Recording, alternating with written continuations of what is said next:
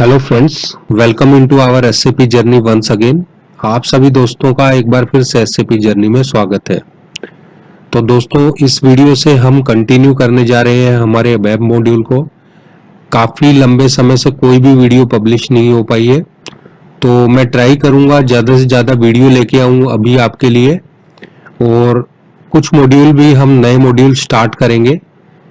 तो अभी अबैब मॉड्यूल को कंटिन्यू करने जा रहे हैं, तो इसकी बात करते हैं। अबैब मॉड्यूल की काफ़ी वीडियो हमने पब्लिश की है और काफ़ी डिटेल में है वो वीडियो। तो उन्हीं वीडियो के बिहाफ पे इनिशियली हम डिस्कस करेंगे, जो भी वीडियो में हमने प्रीवियसली डिस्कस कर चुके हैं, तो उनका ओवरव्यू लेंगे। और एक यहाँ पे टॉपिक है, काफ़ी इंपॉर्टेंट टॉपिक है जिसके बारे में आपको पता होना चाहिए। एक तो है हमारा यहाँ पे आर्किटेक्चर ऑफ एसएपी, और देन हमारा आएगा यहाँ पे एक आएगा एप्लीकेशन सर्वर आर्किटेक्चर, और एक हम डिस्कस करेंगे यहाँ पे एसएपी नेटव्यूअर। तो एसएपी नेटव्यूअर काफ़ी इंटरेस्टिंग टॉपिक है, और मुझे जहाँ तक लगता है कि काफ़ी जो सब्सक्राइबर हैं उनको नहीं पता होगा एसएपी नेटव्यूअर एक्चुअल में है क्या, या कंप्लीट डिटेल एसएपी नेटव्यूअर के बारे में हम इस वीडियो के अंदर डिस्कस करेंगे आपसे। चलिए सबसे पहले ओवरव्यू ले लेते हैं। ईआरपी मैंने ऑलरेडी डिस्कस किया हुआ है। ईआरपी किसी भी कंपनी को प्रॉपर वे से रनिंग में लाने के लिए और हर ट्रांजैक्शन को रिकॉर्ड करने के लिए हमको पर्टिकुलर एक ईआरपी की जरूरत रहती है। तो ईआरपी जो एसएपी ईआरपी है, ईआरपी की फुल फॉर्म है एंटरप्राइज रिसोर्स प्लानिंग। और जो एसएपी ईआरपी है वो one of the best ERP है अभी तक का, क्योंकि उसमें मैंने आपसे लास्ट वीडियो में भी डिस्कस किया था। उस ईआरपी के अंदर मल्टीपल मॉड्यूल्स हैं पर्टिकुलर एप्लीकेशन के अंदर, और वो पर्टिकुलर मॉड्यूल्स इंडिविजुअली डिपार्टमेंट के लिए वर्क करते हैं। तो हम सभी डिपार्टमेंट का जो वर्क है वो एसएपी के थ्रू हम कर सकते हैं। और एसएपी एक इंटीग्रेटेड सॉफ्टवेयर है, तो सभी एसएपी के जो मॉड्यूल्स हैं वो आपस में लिंकिंग है उनकी। जो भी डाटा हम एसएपी के अंदर स्टोर करेंगे या जो भी ट्रांजैक्शन रिकॉर्ड होंगी वो किसी भी मॉड्यूल से रिलेटेड हो, तो वो सभी मॉड्यूल के जो मेंबर्स हैं वो उनको उन ट्रांजैक्शन को चेकआउट कर सकते हैं थ्रू रिपोर्ट। देन एसएपी की बात करें, एसएपी की फुल फॉर्म क्या है? SAP is an ERP. ये हम सबको पता है, एसएपी एक ईआरपी है। SAP stand for system application, A stand for application, P stand for product for real time data processing. जो हमारा डेटा है उसको प्रोसेस करने के लिए एसएपी का हम यूज करते हैं। ईसीसी की फुल फॉर्म क्या है? पहले तो मैं आपको बता दूं कि जो हमारा एसएपी है अभी करंट में जो वर्जन चल रहा है वो चल रहा है S4 हाना, और उसका स्पेसिफिक वर्जन अगर बात करें 2021। बट जो इनिशियली हम यूज करते थे, जिस पे हम प्रैक्टिस भी करते हैं आईडीएस पे, वो हमारा कौन सा एसएपी है? ईसीसी। ईआरपी सेंट्रल कंपोनेंट बोलते हैं। ईसीसी की जो फुल फॉर्म है वो है ईआरपी सेंट्रल कंपोनेंट। और ये सभी अगर इसकी बात करें सेंट्रल कंपोनेंट क्या है, वो सभी भी आपसे डिटेल में डिस्कस करेंगे, बट वो बेसिक साइड से रहेगा। जब एसएपी इंस्टॉल होता है तो हम सेंट्रल कंपोनेंट के थ्रू हम उसको इंस्टॉल करते हैं, वो बाद में हम डिस्कस करेंगे। ईएचपी क्या है? ईएचपी इनहेंसमेंट पैक।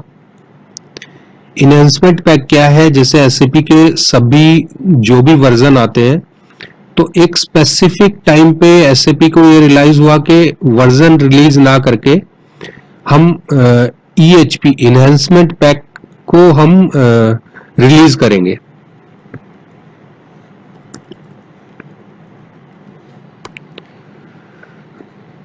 फॉर एग्जांपल यहाँ पे मैं आपको थोड़ा सा एग्जांपल देके बताना चाहूंगा।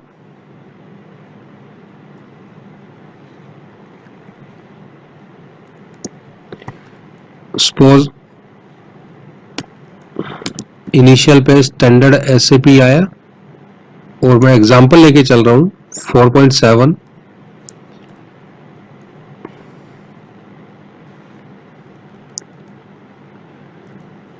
देन कुछ भी उसके अंदर, उस वर्जन के अंदर कुछ भी चेंज किया अगर एसएपी ने, तो नेक्स्ट वर्जन ऐड ऑन हो गया।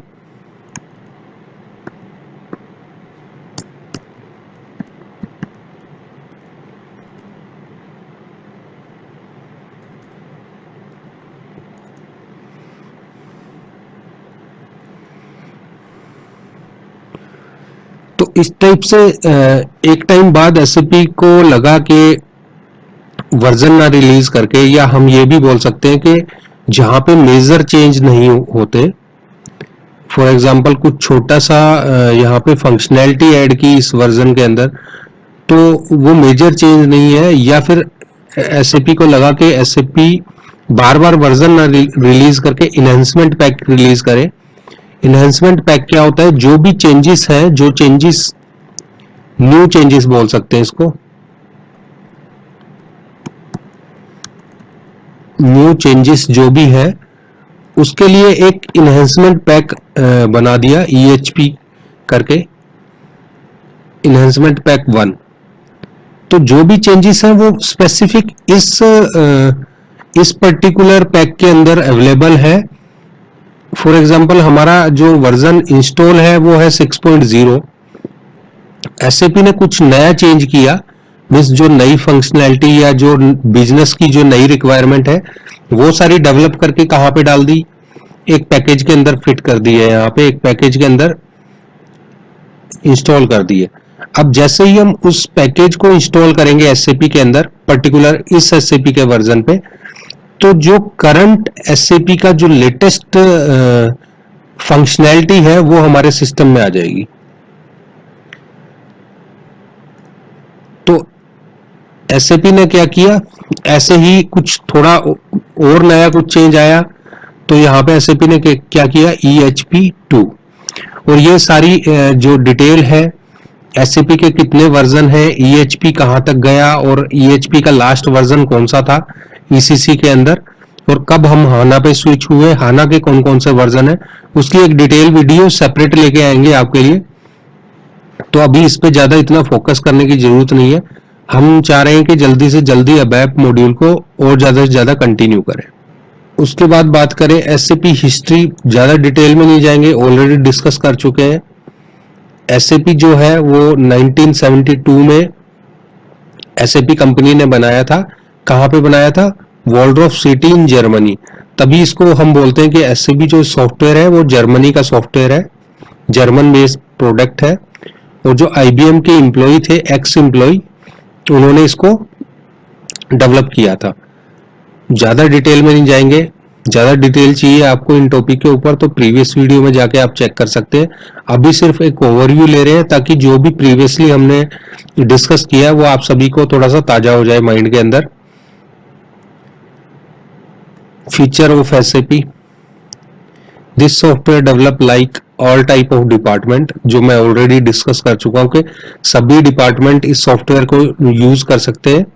ये सॉफ्टवेयर ऐसा नहीं है कि आप सिर्फ इसको फाइनेंस साइड से यूज करें, आप जो भी आपकी रिक्वायरमेंट है एज पर कंपनी रिक्वायरमेंट, हम सभी मॉड्यूल्स को यूज कर सकते हैं जो कि इंटीग्रेटेड है।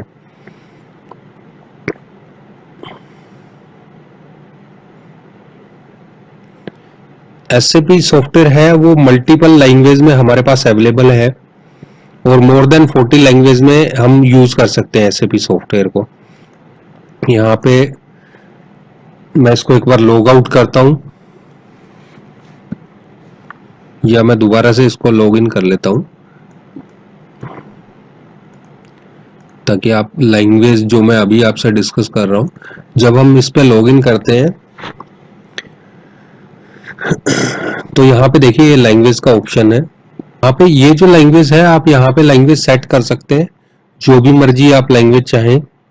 अभी के लिए सिर्फ इतना समझिए कि यहाँ पे जो एसएपी है हम 40 लैंग्वेज पे इस पे वर्क कर सकते हैं।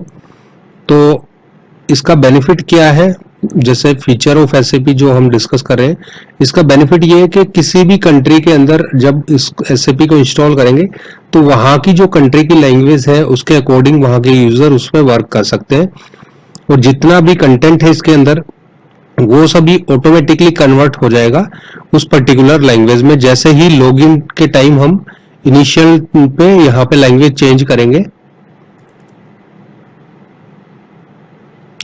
यहाँ पे जैसे ही लैंग्वेज चेंज करेंगे, जर्मन की लैंग्वेज करनी है तो यहाँ पे जर्मन की लैंग्वेज आ जाएगी। और जो भी अंदर कंटेंट आएगा, फॉर एग्जांपल हमको टेबल क्रिएट करनी है वेब साइट से, या कोई प्रोग्राम क्रिएट करना है, या फिर सेल साइड से हमको कुछ करना है, एमएम साइड से करना है, तो वो सभी टोटली कंटेंट किस में दिखेगा हमको, पर्टिकुलर इस लैंग्वेज पे, जो यहाँ पे लैंग्वेज हम सेट करेंगे। अभी जो SAP है, इसका एक फीचर ये भी है कि ये हर कोई इस पे वर्क नहीं कर सकता, ये यूजर बेस लाइसेंस के साथ आता है। अभी जिस पे हम वर्क कर रहे हैं वो हमारा IDS है, तो ये यूजर बेस लाइसेंस पे आता है, और पर्टिकुलर ID और पासवर्ड के थ्रू ही इस पे हम लॉग इन कर सकते हैं। SAP GUI ऑलरेडी हम डिस्कस कर चुके हैं, फिर भी एक बार डिस्कस कर लेते हैं। कितने type? Graphic user interface based on the operating system, SAP GUI available in 3 types. 3 type के SAP GUI अवेलेबल है based on the operating system. जैसे मोस्टली जो हम OS यूज करते हैं वो विंडो बेस यूज करते हैं विद इन इंडिया, तो विंडो बेस जो हमारा GUI अवेलेबल है वो सबसे ज्यादा यूज होता है इंडिया के अंदर। जावा बेस भी है, अगर वेब बेस भी हम यूज कर सकते हैं, जैसे कि फ्यूरी वगैरह है, वो सारी वेब बेस है।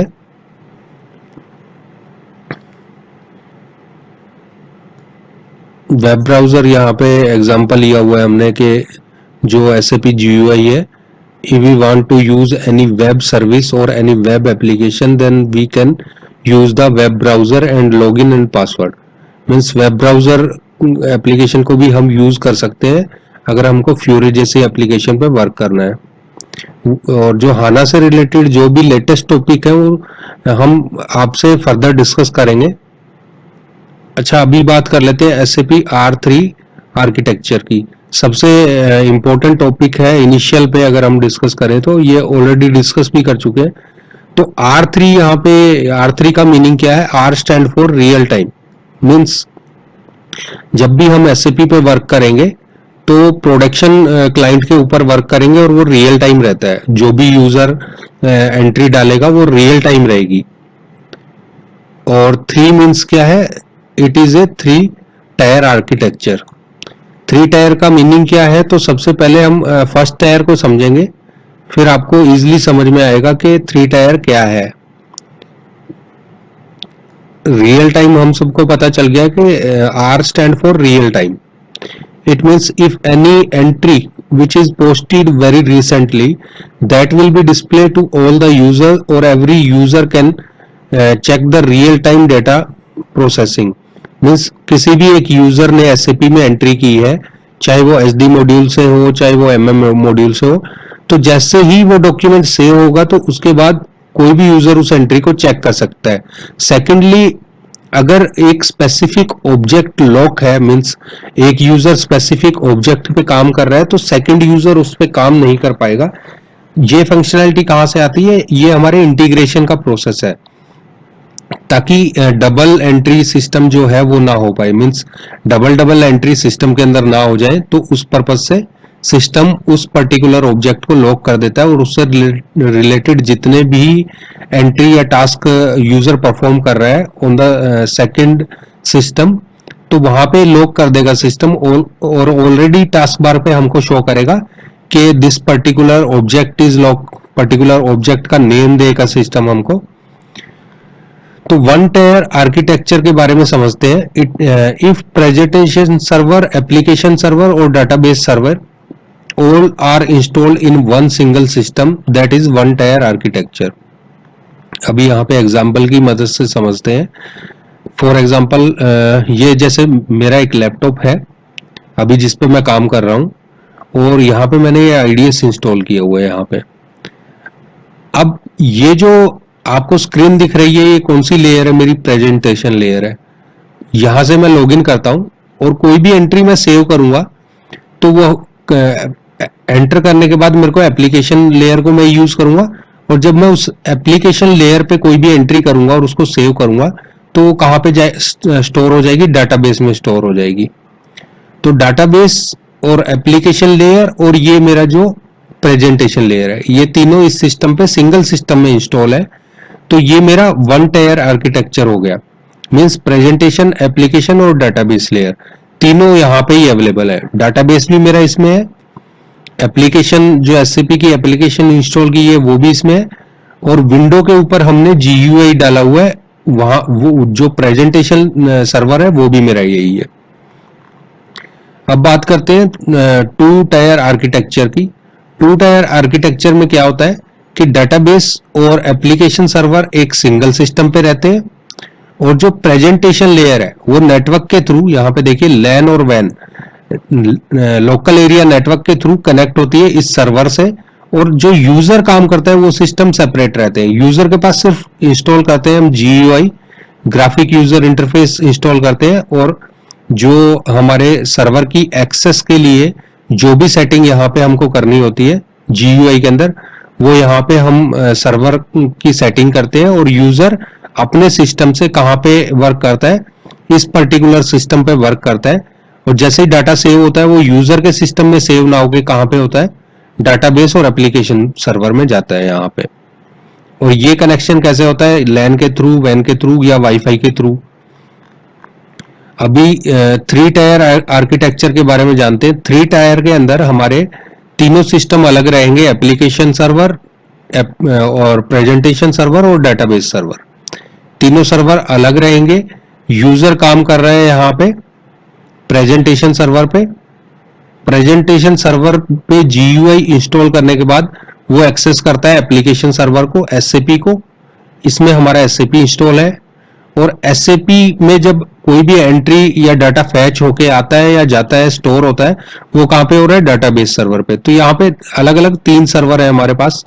ये हमारा डेस्कटॉप या लैपटॉप हो गया, ये एक स्पेसिफिक सर्वर हो गया as per requirement of SAP application, और ये हमारा डाटाबेस हो गया बेस्ड ऑन द ओएस।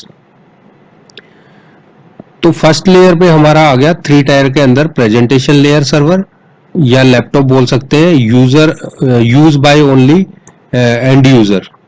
और जो एप्लीकेशन है सर्वर, अगर उस पर डायरेक्ट वर्किंग करनी है, कोई एप्लीकेशन क्रिएट करनी है, कुछ नया डेवलपमेंट करनी है हमको, तो वहां पे कौन काम करेगा, या तो फंक्शनल काम करेगा या टेक्निकल कंसल्टेंट काम करेगा। यहाँ पे कुछ भी चेंजेस करने हैं जो एसपीआरओ में होते हैं या जो वेब साइट से रहते हैं, कोई भी कॉन्फ़िगरेशन करनी है या कोई टेक्निकल हमको कोई ऑब्जेक्ट क्रिएट करना है।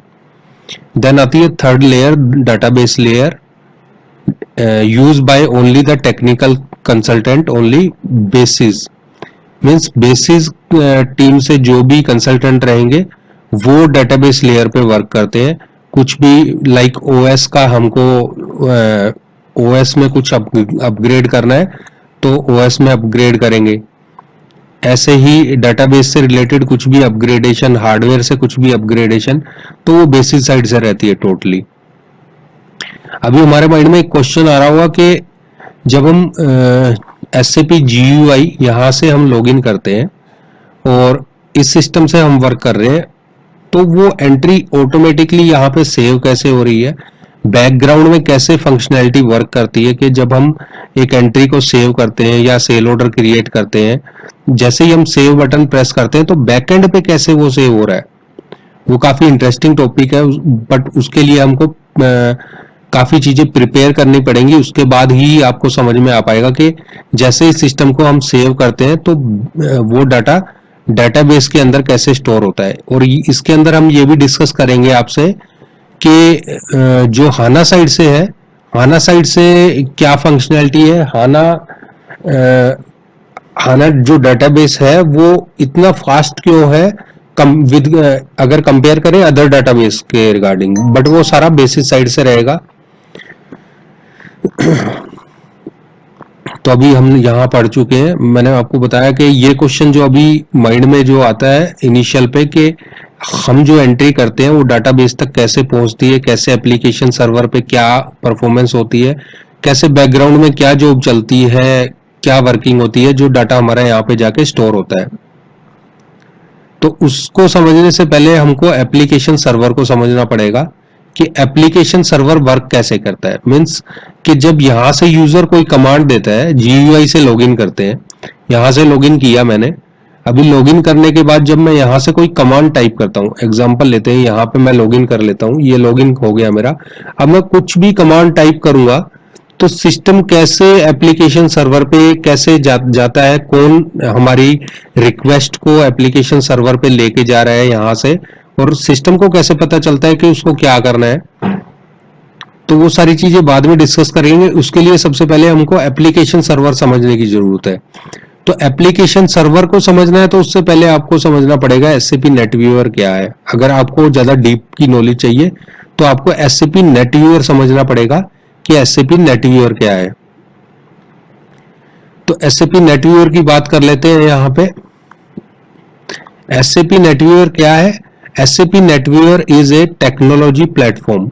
आपको ये याद रखना है, काफी इंपॉर्टेंट टॉपिक है। जो भी मैं आपको वीडियो के अंदर बोलता हूँ काफी इंपॉर्टेंट टॉपिक है, तो वो आपको ज्यादातर हेल्प करेगा इंटरव्यू पर्पज से। इसकी नॉलेज आपको पता होना चाहिए कि SAP नेटव्यूअर एक्चुअल में है क्या। उतना ये आपको वर्किंग में नहीं आने वाला, बट जो इंटरव्यू पर्पज से रहता है तो आपको काफी हेल्प करेगा। It is integrated various application. जो SAP की डिफरेंट एप्लीकेशन है, जैसे SAP ERP एक अपने आप में एप्लीकेशन है, SAP CRM अपने आप में एक एप्लीकेशन है, SAP NWB नेटव्यूअर भी अपने आप में एक एप्लीकेशन है, SAP SRM भी एक एप्लीकेशन है। तो मोस्टली जो अभी तक हमने वर्किंग की है, जितने भी मॉड्यूल्स के, वो सभी किस में आते हैं? SAP ERP के अंदर आते हैं। तो वो अभी आपसे डिस्कस करेंगे फर्दर। यहाँ पे SAP नेटव्यूअर क्या है, आपको इतना वर्ड पता होना चाहिए। SAP NetWeaver is a technology platform. Means है कि ये ऐसा प्लेटफॉर्म है जो भी लेटेस्ट टेक्नोलॉजी है उनको सपोर्ट करता है। तो इस टेक्नोलॉजी के अंदर कौन कौन सी कंपोनेंट आते हैं हमारे, जो हेल्प करते हैं किसी भी एप्लीकेशन को डेवलप करने के लिए। काफी सारी सॉफ्टवेयर एप्लीकेशन है इस SAP नेटव्यूअर पे। वेब पोर्टल जो हमारे डेवलप करते हैं हम, जो वेब पोर्टल जो हम वेब ब्राउजर के थ्रू एक्सेस करते हैं, या वेबसाइट आप बोल सकते हैं, तो उसको भी हेल्प करता है SAP नेटव्यूअर। SAP नेटव्यूअर पे प्लेटफॉर्म पे जाके हम वेब पोर्टल भी डेवलप कर सकते हैं। मीन्स उसकी कैपेबिलिटी है नेटव्यूअर की, या कंपैटिबल है कि कोई भी हमको फैसिलिटी प्रोवाइड करता है नेटव्यूअर किसी भी एप्लीकेशन को डेवलप करने के लिए। उसके बाद एनालिटिक एंड रिपोर्टिंग कैपेबिलिटी है इसके अंदर, कि कोई भी जैसे हमारी फ्यूरी एप्लीकेशन है या SAP एप्लीकेशन है, उसकी रिपोर्ट वगैरह डेवलप करनी है हमने, तो SAP फ्यूरी की अगर रिपोर्ट वगैरह डेवलप करते हैं तो वो GUI 5 पे करते हैं, जो HTML बेस मोस्टली रहता है। तो यहाँ पे जो SAP नेटव्यूअर है वो टेक्नोलॉजी प्लेटफॉर्म की कैपेबिलिटी है, एनालिटिक और रिपोर्टिंग पर्पज से भी हमको हेल्प करता है। इंटीग्रेशन कैपेबिलिटी भी है, जितने भी डिफरेंट एप्लीकेशन है उनको इंटीग्रेट करके रखता है, या इंटीग्रेट कर सकते हैं हम उस टेक्नोलॉजी के थ्रू। मोबाइल पे जो एप्लीकेशन हम डेवलप करते हैं, जो मोबाइल पे एप्लीकेशन रन करते हैं, तो SAP की अगर कोई एप्लीकेशन जैसे फ्यूरी वगैरह को भी हम मोबाइल से भी एक्सेस कर सकते हैं, तो वो भी किस प्लेटफॉर्म पे जाके डेवलप होती है? टेक्नोलॉजी प्लेटफॉर्म पे। और वो कहाँ पे मिलता है हमको? SAP नेटव्यूअर। SAP नेटव्यूअर एक ऐसा प्लेटफॉर्म है जहां पे हम मोबाइल एप्लीकेशन भी डेवलप कर सकते हैं। Manage security and identity management, एक फीचर ये है इसके अंदर। मीन्स के सिक्योरिटी और आइडेंटिटी मैनेजमेंट काफी इंपॉर्टेंट है। कोई भी सॉफ्टवेयर है वो तब तक ही कामयाब है जब तक उसमें सिक्योरिटी अच्छी है। लाइक हम कुछ भी यूज करते हैं हमारे मोबाइल पे, मोबाइल एप्लीकेशन यूज करते हैं, नेट बैंकिंग यूज करते हैं, तो वहां पे सिक्योरिटी कैसी है? तो सिक्योरिटी अगर नहीं होगी तो उस एप्लीकेशन को हम इंस्टॉल भी नहीं करते मोबाइल के अंदर। तो इसी टाइप से जो ये प्लेटफॉर्म है, इसके बेस पे हम किसी भी एप्लीकेशन के लिए सिक्योरिटी मैनेज कर सकते हैं और आइडेंटिटी क्रिएट कर सकते हैं, मतलब जो एप्लीकेशन है वो किस आइडेंटिटी पे वर्क करेगी। This tool controls the security and identity management just like of if any user login into the particular application, then they have login password and identity and those things will be verified by tool। इस tool के through हम identity और security map करवा सकते हैं और create कर सकते हैं। जैसे हम एसएपी में लॉगिन करते हैं, ये तो हमारा एक आप बोल सकते हैं कि डम्मी टाइप से है, आईडीएस है, बट रियल टाइम में भी जब भी हम वर्क करेंगे तो यहाँ पे हमको यूजर डालना पड़ेगा और पासवर्ड डालना पड़ेगा। सिस्टम को बताना पड़ेगा कौन से क्लाइंट पे, अगर मेरा ये यूजर और पासवर्ड पर्टिकुलर इस क्लाइंट पे मैंने क्रिएट नहीं किया हुआ है या इस क्लाइंट के लिए नहीं है, तो सिस्टम डिनाई कर देगा और मुझे लॉगिन नहीं करने देगा, क्योंकि वो सिक्योरिटी और आइडेंटिटी दोनों को चेक कर रहे हैं यहाँ पे। अगर उसको डेटाबेस के अंदर हमारा यूजर और पासवर्ड इस पर्टिकुलर क्लाइंट पे मिलेगा तो ही सिस्टम हमको लॉगिन करने देगा। और सिक्योरिटी की साइड से अगर हम बोले तो सिक्योरिटी मीन्स के हर एक यूजर को, बेसिक साइड से अगर बात करें, हर एक यूजर को स्पेसिफिक ट्रांजैक्शन असाइन करना या उसका रोल डिफाइन करना, मीन्स लिमिट डिफाइन करना कि वो यूजर कौन कौन सी ट्रांजैक्शन यूज कर सकता है, तो लिमिट भी हम डिफाइन कर सकते हैं। वो सभी फंक्शनैलिटीज के अंदर अवेलेबल है।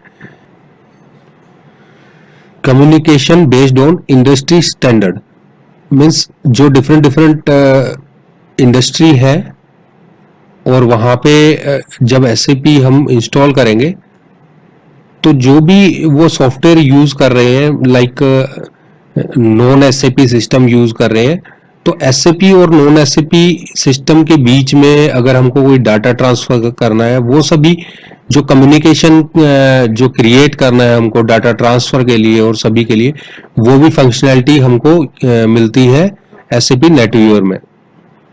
सर्वर की बात करें, यहाँ पे जावा एंड अबैप बेस्ड जो हमारे सर्वर है, मीन्स जावा और अबैप बेस्ड में सभी सर्वर टाइप से आ गए हैं हमारे। जैसे कि अगर हम मैकबुक पे हम वर्किंग करते हैं तो हम वो टोटली जो हमारी एप्लीकेशन है जीयूआई एप्लीकेशन, वो टोटली जावा बेस्ड रहेगी अगर हम मैकबुक पे करते हैं, क्योंकि वो हमारा विंडो बेस्ड नहीं है।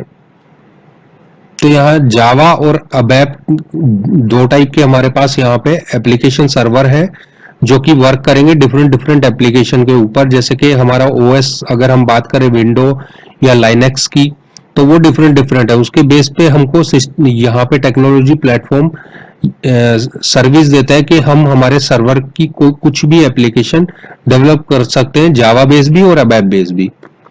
देन बात करें sport application life cycle management.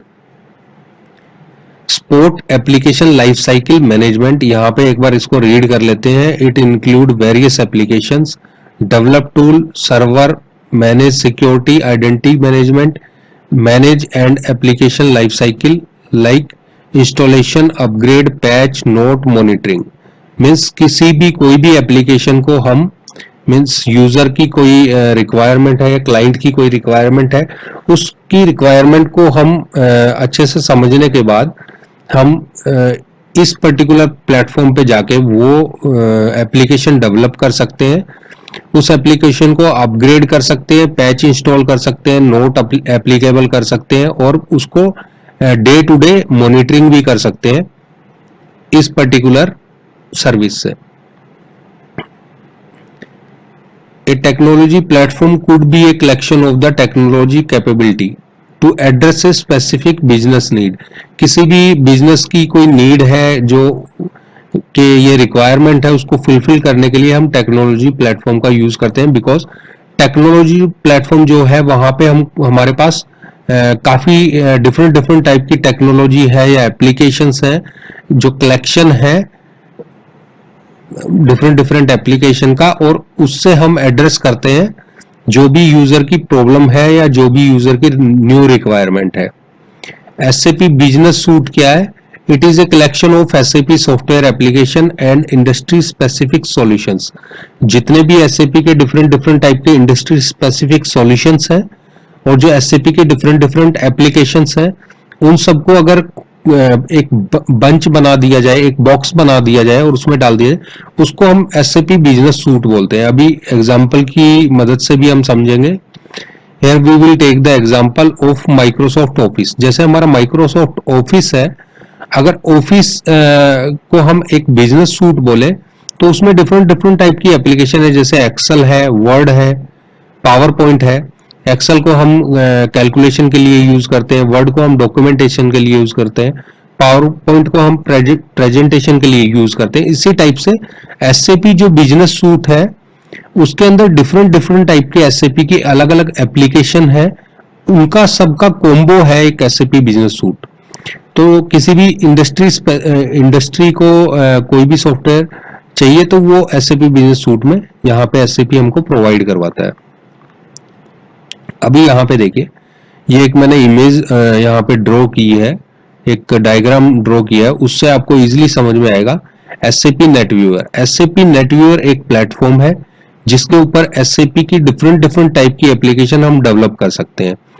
तो SAP बिजनेस सूट क्या है? SAP बिजनेस सूट के अंदर हमारी अलग अलग एप्लीकेशन आती है, मीन्स जो भी मार्केट में अभी तक SAP हमको सर्विस दे रहा है वो सभी एप्लीकेशन किसके अंदर आती है? SAP बिजनेस सूट के अंदर आती है। तो जब भी अगर आपसे नेक्स्ट टाइम से, अभी तक आपको पता नहीं था कि SAP बिजनेस सूट क्या होता है, तो नेक्स्ट टाइम अगर कोई भी पूछे तो SAP बिजनेस सूट के अंदर SAP की जो अलग अलग एप्लीकेशन है, सभी एप्लीकेशन का एक बॉक्स है SAP बिजनेस सूट, जहां पे हमको SAP ने सभी एप्लीकेशन प्रोवाइड करवाई हुई है। तो फर्स्ट पे है SAP ERP। यहाँ पे और भी एप्लीकेशन है, मैंने यहाँ पे 4 या 5 एप्लीकेशन आपको एक एग्जांपल के तौर पे यहाँ पे लेके दिखाई है। SAP ERP क्या है? जो ऑलरेडी हम वर्किंग कर रहे हैं, जिसके ऊपर SAP SD, MMPP, QM एक बंच है। ये डिफरेंट एप्लीकेशन है, ये स्पेसिफिक इंडस्ट्री के पर्पज से है। ये पर्टिकुलर एक SAP CRM है जो हमारा टोटली कस्टमर साइड से सपोर्ट है। SAP SRM हो गया, SAP SCM हो गया, SAP PLM हो गया। अभी यहाँ पे बात कर लेते हैं SAP CRM, customer relationship management. Means customer के रिगार्डिंग अगर ओनली हमारा बिजनेस ऐसा है कि हमको सिर्फ CRM मॉड्यूल चाहिए, तो हम CRM मॉड्यूल को हम बाय कर सकते हैं SAP के थ्रू। SRM क्या है? टोटली सप्लायर साइड से है, जहां पे हम सप्लायर को मेंटेन करते हैं, सप्लायर से रिलेटेड वर्क कर रहे हैं, जहां पे ये टोटली सप्लायर साइड से हो गया। सप्लायर का मास्टर डाटा मेंटेन करना, ट्रांजैक्शंस मेंटेन करना। CRM हो गया हमारा कस्टमर से रिलेटेड। देन SCM हो गया सप्लाई चेन मैनेजमेंट। इसमें भी डिफरेंट डिफरेंट टाइप के मॉड्यूल आते हैं, जैसे SD, MMPP।